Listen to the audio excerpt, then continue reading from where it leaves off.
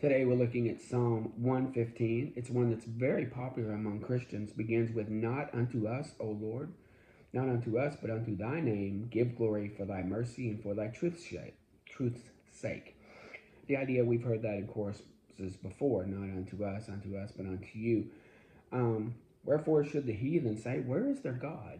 There's some humor coming up where he compares their living God, who is the great God, to these gods of silver.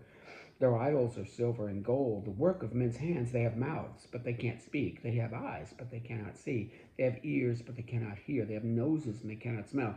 You see where we're getting very picky and very humorous about these things that are sitting there. They can't do anything. They have hands, but they can't handle feet, but they can't walk. They have mouths, but they can't speak.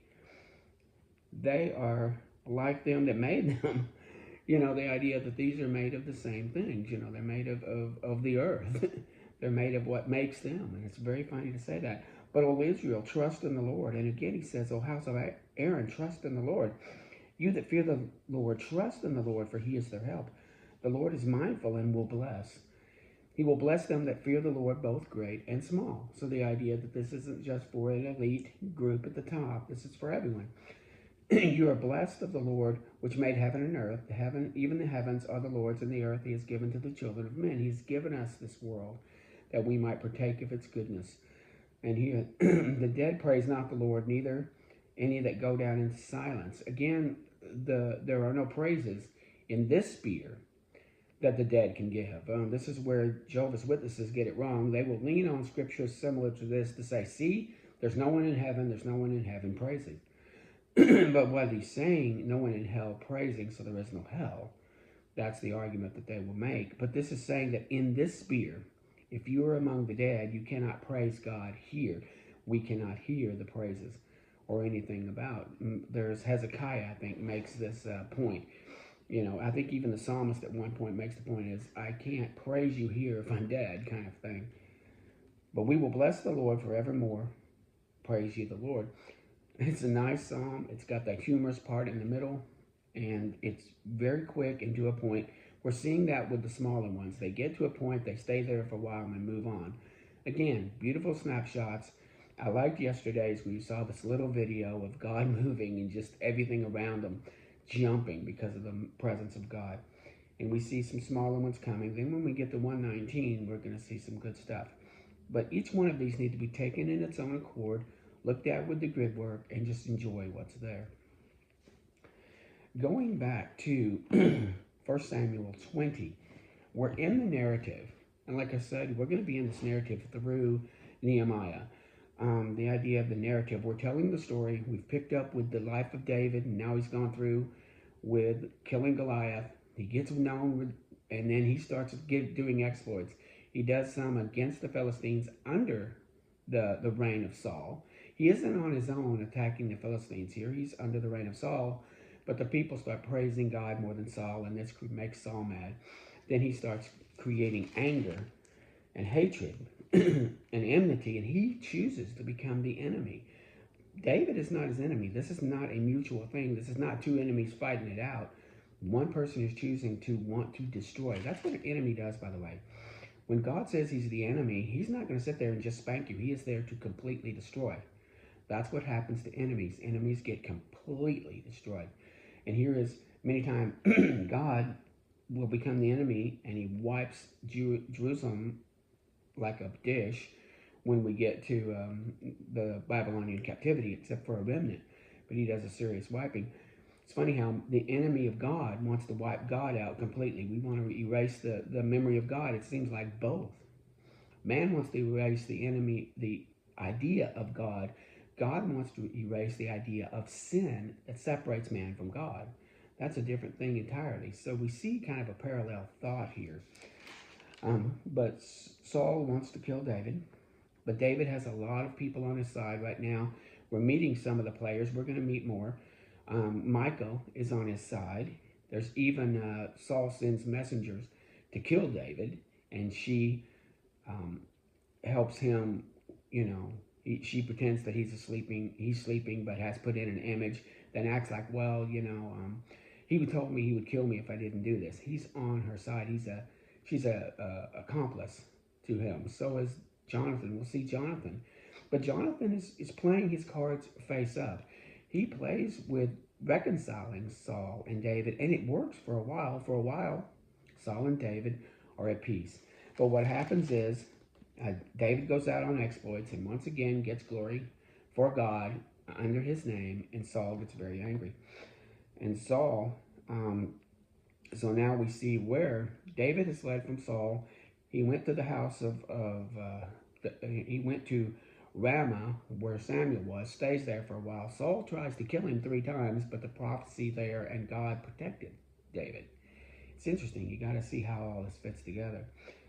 When we get to 20, we see this relationship between David and Jonathan, and it's a very strong masculine relationship. It says here that they made covenant. The covenant here was not just a formalized agreement made between people, in front of the elders at the gate or gods in a hill and you're sacrificing an animal. 2 men agreeing upon something is making covenant. I will do this. You will do that. If I do this, you do that. Verbal covenants with one you can trust. And so we see David leaves Ramah and comes back to Jonathan. And he's very upset that the king wants to kill him. He's this king, and he does not want to go against the king. You get an idea that if he is going to be the anointed one, and he goes against the king, God will kill the king. And he doesn't want to be a part of the death of the king.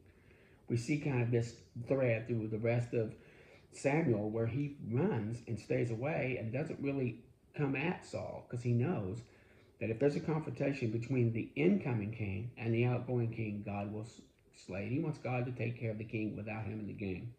Keep his hands clean from the death of the king. And so here he makes this agreement with Jonathan.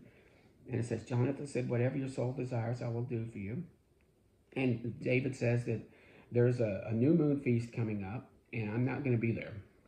And we will find out how your father feels about me. If he asks about me and you tell him, well, he had to go down and see his parents. And if he goes, okay, that's cool, then you know that there's peace in the house. But if he gets wroth and angry, you know that he has decided evil.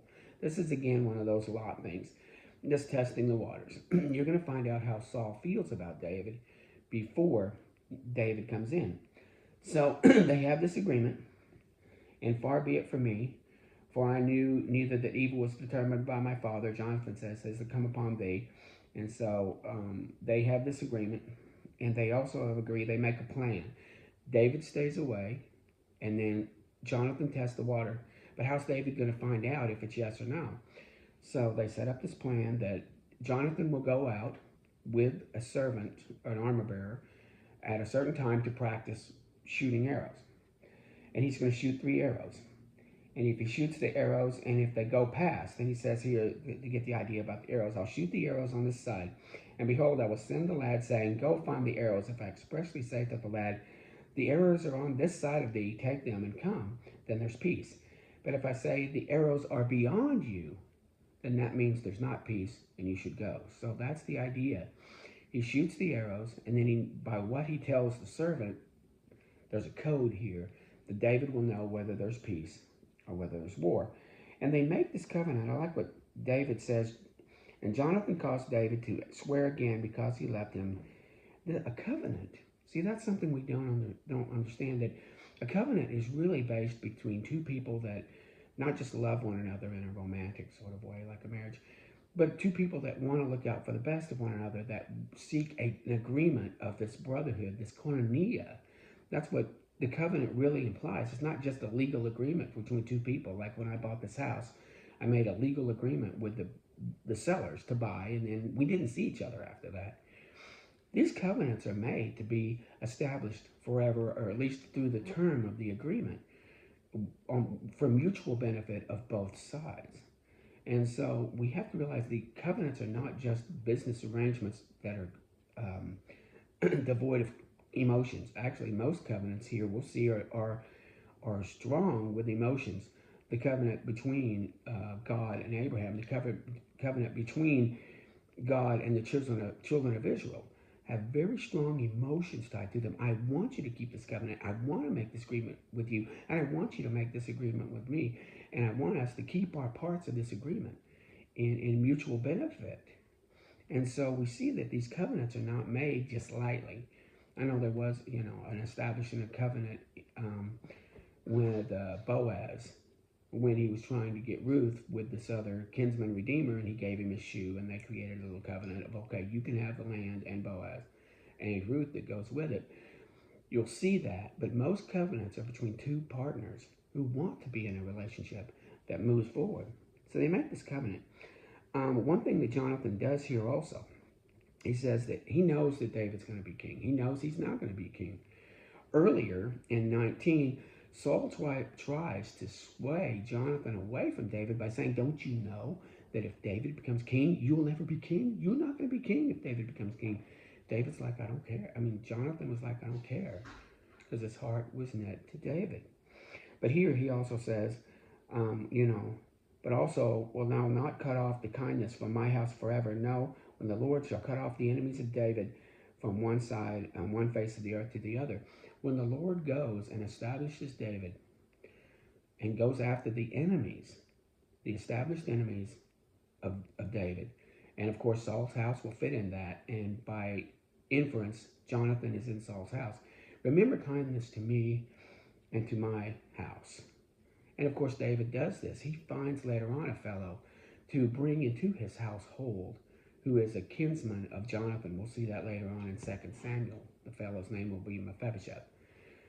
His kindness to Mephibosheth is because of this covenant right here. So Jonathan makes an agreement that David will be gone, and then it'll be after 3 days. And so that if he finds out that things are cool, he'll tell the armor bearer, the servant, that the arrows went a certain way. But if he says the arrows are beyond you on this other way, that tells David that things are not good. You need to roll. So this is the agreement. So time came. They went up to the king's house. The king had his servants come in, and this was a thing where you didn't miss. But he realizes that people miss for some reasons. Maybe they're unclean. You get the idea that this was a religious feast where men had to be clean. So they gave them a few days. If you'd accidentally, had a trouble with excrement or something, if you accidentally were unclean for any reason, nocturnal emission or whatever, you would gone for 3 days. You're unclean till evening. The idea that men, sometimes this caught men unaware, they touched a dead body or something like that. So he's being unclean, but by the 3rd day he starts asking. And Jonathan says that he's gone off to his family to worship. And Saul's anger was kindled against Jonathan, and he said, thou son of a perverse, rebellious woman. There's a stronger way to say that, but I won't say it in polite company, but it's used in TV all the time. And he knows that you've chosen to be on the side of Jesse. And he gets very vile with this, and he gets very guttural in the King James tries to be polite, but he even brings in, he's very gutturally profane in this, just like the worst profanity you would hear from an R-rated movie is in here. I won't go into it. When you're an adult, look at the words and you'll see what I'm saying. As long as Jesse lives, well, this is the part, okay, I step forward. It wasn't 19, it's 20. He makes the point that you'll never be king. I misspoke there. But he says this, that Jonathan says, my heart is still, I'm still with David. And so he goes out to the field. He shoots his arrows and tells the guy that my arrows have gone forth beyond. This tells David, who's listening in the woods, that things aren't well. There is evil planned for him by Saul. And then when the lad had gone away, he goes, run and find the arrows. And when the lad had come to the place where arrow was, Jonathan cried after the lad. And so Jonathan gave his artillery unto the lad and said, go carry them to the city. So he gave him his stuff and sends him away. And as soon as the lad had gone, David arose and fell on his face to the ground, and they bowed each other three times and wept and kissed, because they knew they wouldn't see each other anymore. Go in peace, Jonathan said, for insomuch as we have sworn both of us in the name of the Lord, saying, the Lord is between me and thee, between thy seed and my seed forever. And he departed, and Jonathan went out into the city. So there's this establishment of the agreement, very sad, strong emotions here. Once again, using what we've learned from Psalms to stop and really park on this moment. See these two men that love one another, knowing now because of the enmity, the enemy created by Saul's house, these two boys, these two friends, these two beloveds will be departed. And it isn't sin what departs us from Christ until we have reconciliation. So the idea is here two beloveds are that are going to have to depart. And again, this is not homosexual love. I really, really think we're losing something in our society when two men cannot love each other deeply, and we have to throw in that component. We need men that care deeply in brotherly love and in fidelity, responsibility, charity, fiduciary responsibility. Your needs are my needs are your needs. There's so much individuality that's killing men, being separated from other men, simply because of the fear of a stigma. Back in the 50s, when men came back from the war, sometimes they roomed together. They'd room together in barracks, but they roomed together as men trying to get by and get their lives started, and people would make certain claims because two bachelors are sharing an apartment. We don't need that stigmata put on us as men. We need to be able to embrace, to care for, to honestly and emotionally love, to enjoy being around these things. And we're letting this lifestyle create loneliness and depression and anxiety simply because men cannot get together or choose not to get together. We need to not worry what people say and create these bonds of fiduciary, this Philadelphia relationship with other men. It's very important. So we see this relationship's on hold, and these guys, I don't think they see each other again. We're getting to the end of this, which is sad. We have 30, we have 31, and this will get 10 more verses, and we see that now the war has begun. The establishment of the war that Saul is starting, and Saul keeps alive. This stays alive as long as Saul is keeping the war alive. It's not David keeping the war alive. And we'll see from the next 10 chapters. And many times the sinfulness of man keeps the war alive between him and God. God wants to be David and reconcile. And in here, Christ is the reconciler. But the enemy will not reconcile. And God is moving away from man. Sometimes we wonder, well, where is God in the situation? Well, he's moving away from men because of sin. Because men are enemies. You don't go into your enemy's house. They're going to destroy you. You know, God isn't afraid of man. But God, if he goes into the area where sin is, he is honor bound to wipe out sin. So we have this catch-22. I want God's help, but I don't want to get rid of my sin. He goes, I can't come in and help you like you need because of the sin. Sin needs to be eradicated, then God can move in. So David goes to a place of Nob, and he visits a priest there named Abimelech. And this has some tragedy tied to it, and the tragedy can be attributed completely to the sin on Saul's side. David doesn't know that he's putting these men's life in jeopardy. He goes there, and he sees this Abimelech, who's a priest, and he has some men with him. And the priest talks with him, and he asks them if they have any food, and say they only have the food that's sanctified for God. And so, well, we don't have anything else. But David said, well, we're clean. We haven't been around with women for 3 days. We're ceremonially clean so we can eat the bread. So Abimelech gives them the bread. Jesus even references this point about David eating what was sacred. The idea that God gets to decide how sacred works, not man. So the priests give it to David. But there is a guy there, an Edomite. You get the idea that this is a bigger area. It's not just a temple with a bunch of priests. It's a compound. It's a city. And there's a guy there named Doeg. He's an Edomite, and he's on Saul's side. Or actually, he's probably a mercenary for hire. And so he sees there, and he sees David. David goes after this, and he goes to escape from Saul. So he doesn't have this confrontation. He goes down into the Philistines. This is crazy. He goes into the camp of the people he's been killing. He goes down to Gath. If you remember, Goliath and his brothers were from that area. The Philistines had an area south of Israel, which was now similar to what we know as Gaza. And they lived down there, and they have certain cities there, like Akron. And so he goes down to the Philistines.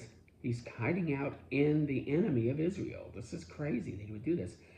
And they start saying, is this David? Isn't this David? Isn't this the one that they sing of? And he has a little bit of his reputation has even gone down into the enemy. But David starts acting like a crazy man, and spittle comes out of his mouth, and he's blubbering around, and they realize this can't be David. This can't be that king man of Israel. This can't be that one that we hear of, that Saul has slain his thousands and David his 10,000s. This is not that man of notary. And even Ahish says to his servants, oh, see this man, he was mad. Wherefore then have you brought him to me? And I need of madmen when you brought this fellow to play the madman in my presence? And he cast him out. So the idea that David is pretending to be a madman, because no one knows really what David looks like, but some of them do. Maybe they were there that day. You look like this guy.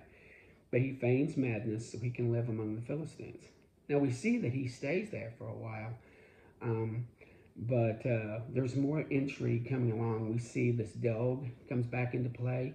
He tells Saul that David had gone to see the priest of Nob, and that, spoilers, that doesn't go well. And we see this intrigue moving on and on. The story becomes more complex. But right now, David, it's funny that David is living among the very people he was killing. He's living down, he and some of his men are living down in Philistia with the Philistines. They're in the Philistine city. This is crazy to go into the camp of an enemy to stay away from having to deal with the enemy that you have in Israel. He's the killer of his enemies. So he's going to live down here, and we're going to see how that rolls. But watching these characteristics play out, watching these characters play out, seeing these establishment of relationships and covenants, the importance of it all plays into this covenant we have, this agreement we have. We are in the beneficiary clause of the New Testament covenant. The covenant is between God and Jesus, but we are in the benefactory clause. Can we honor God because he has freely forgiven us? And sometimes you learn about honor when you look at Michal, when you look at David. I know she didn't stay honorable. She disdains him later, but right now she's done some honorable things. We look at Jonathan, but we also look at people like Doeg, and later on we're going to see Abner, we're going to see Joab, we're going to see Abishai, we're going to see Benaniah, we're going to see Uriah. There's so many people coming down, and they show us characteristics of connections. Either you're connected with the enemy, working for the enemy, or you're connected with the King of Kings and working with the King of Kings. We need to establish our loyalty and make sure that we're working with the King of Kings and not working with the king that's established. Because the king that's coming is better. His kingdom has come. We can be a part of that kingdom. All we have to do is approach him. Thank you.